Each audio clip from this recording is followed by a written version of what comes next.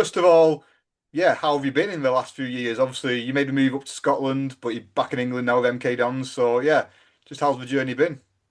Yeah, it's been good, thanks. Like you said, I was in Scotland straight after Blackpool for a season, which was good, interesting. It was, I wanted to have a change, something different to League One, and yeah, I enjoyed it. I was injured for most of my time there, but initially when I was playing, I was enjoying it, and yeah, it's a good level of football, good exposure, and yeah, I had a good time there. We done well as a team. Ended up finishing third, qualifying for Europe. So that was a success. So that was really good.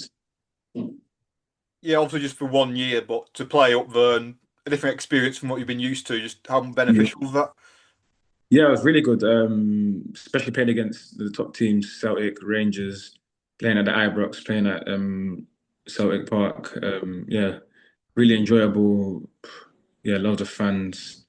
And yeah, just good experience, really. Get, like I said, doing something different, coming out of our comfort zone a little bit by moving further up north, into a new country with my family. But yeah, it was a really good experience. I really enjoyed it. Celtic and Rangers away as intense as you expected. It was a lot more than I expected, to be honest. Yeah, both of them were really intense. I think Celtic was about 60,000 and I think Rangers 50,000, and obviously both full houses. So yeah, I didn't expect it to be that intense, but yeah, it was really intense and it was really I enjoyed it. Really good experience. And after a few years of sort of edging further and further away from home, Yeah, you yeah, made a big move back down south. So what was it like with MK Dons and yeah, being back close to, I presume, more family and friends? yeah. No, it's been perfect. It's worked out well. The moving back down south, even though dropping down a couple leagues, it's a really good project going on. Good manager, good staff, good players. So I knew it would be a good project to get on board nice and early. And like I said, back down south, it's perfect for my family, for my friends. It worked out well for the kids going to school now, so they can settle down a lot more. So they're moving up and down. So it's worked out perfect all around. Plus getting promoted this year as well, back into League One. It's worked out well. Yeah, did they really sell that project to you? Did they sort of envision what has happened at the time? Yeah, yeah, definitely. Because I sort of signed not late, but I signed when the season had already started. So I'd already seen all the players that got through the door. Obviously, the manager was a big part.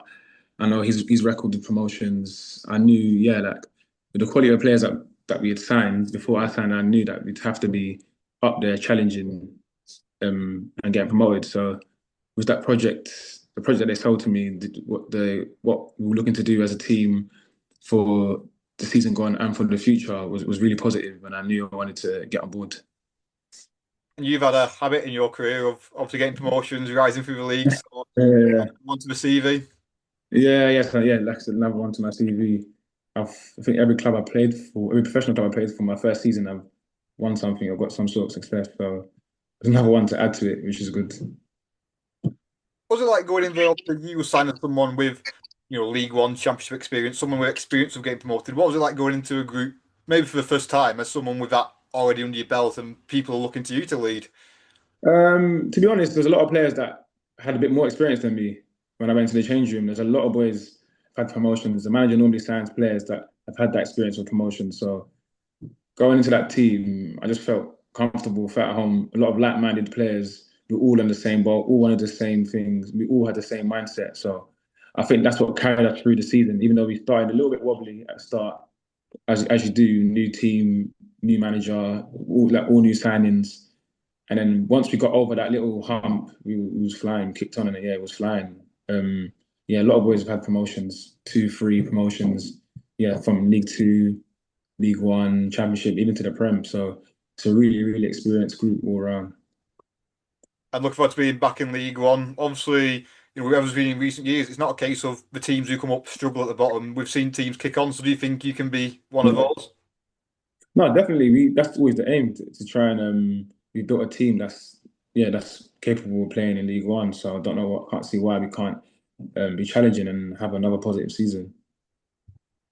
It's 5 years this month since one of your other promotions, obviously. Yeah. Does it feel like time's flown by since Oh that? yeah. You said that 5 years. Yeah, it's gone quick. Yeah, really quick, man. Five. I was like, yeah, 2021 it was. Yeah, it was. So it's flown by. Making you feel old. I can see you Yeah, looking thinking, wow. I'm in my 30s now, so yeah, it's making me feel old. Looking back to those times, just how special were they? Obviously, it's an iconic group in some ways. You look back to those memories. Yeah, really special group in the change room. Probably one of the best change rooms I've ever been part of. Yeah, that League One season and the next year, following year, the championship was a great team. I still quite close with a lot of the boys now. We still talk quite often, so a really really good group and really close group. All it was what helped us. I think it was all roughly around the same level, all quite hungry, all like on the up, looking to prove ourselves, and I think we've shown that as a group and as individuals. I did that period help. Obviously, it was COVID times. There was a lot of, isolated and stuff like that. You was in your own little bubbles. Did that help in some ways in bringing you closer? The fact that that's all you had really, football at that point. Yeah, possibly. Yeah, probably would put it down to that, to be honest, because yeah, like I said, all we had was football at that point, training, then home. We couldn't do much after. So yeah, that did make us closer. And so we used to talk more often outside of football because yeah, we had each other. What was the ambition like in that group? Was it always a group striving to get to the championship?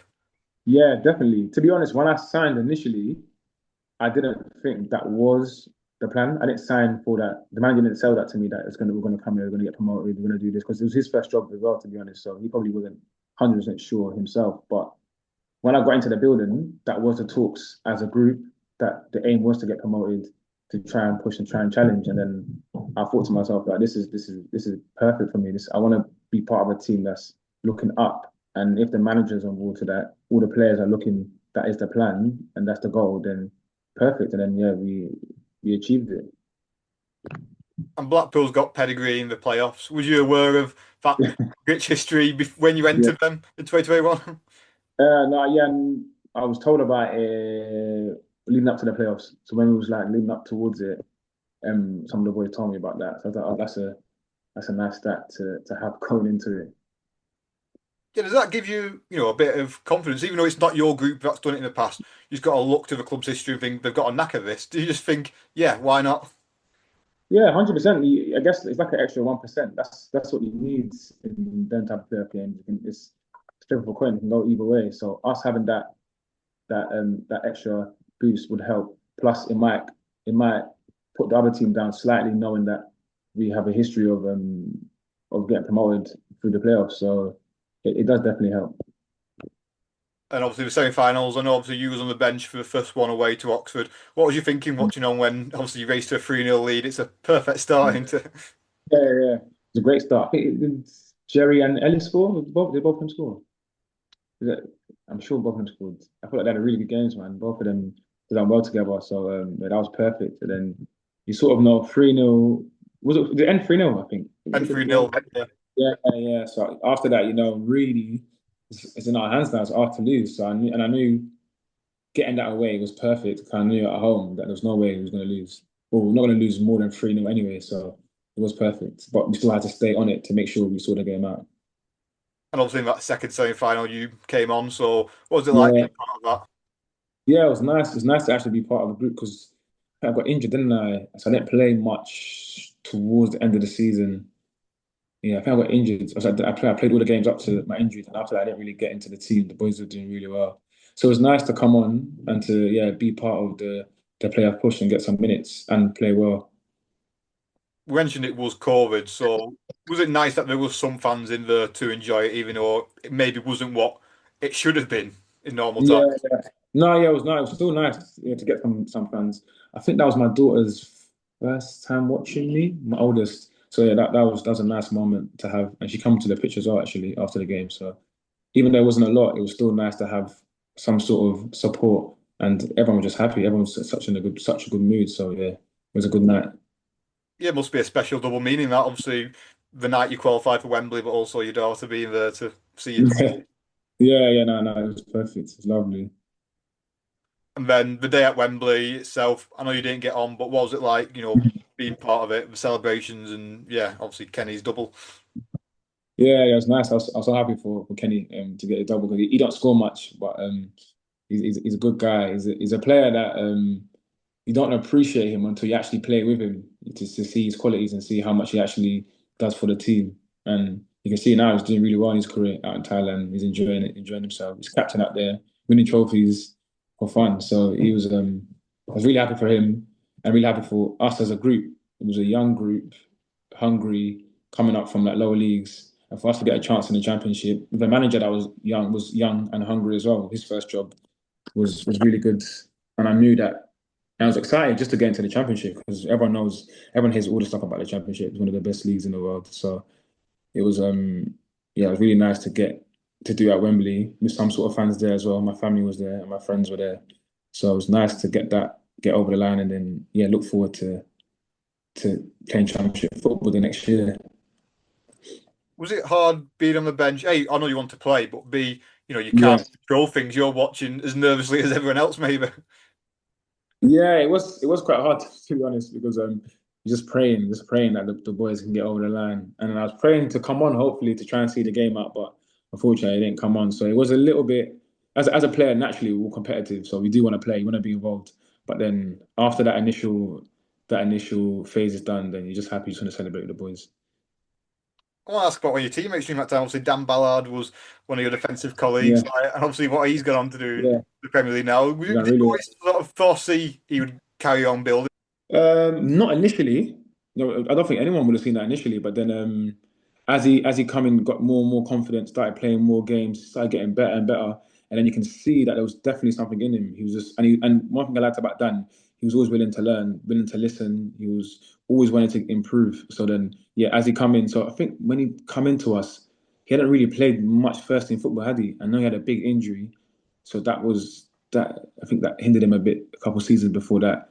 So then you can see he needed a little bit of time just to get going, just to get to adapt to men's football. And once he started playing a few games, he was just smashing it, man. And that was it. Then he hasn't looked back since. So I'm really happy for him. And he's really like, one thing about him as well, he just takes it into his stride. Any challenge that he's facing, he just takes it into his stride and yeah, and excels.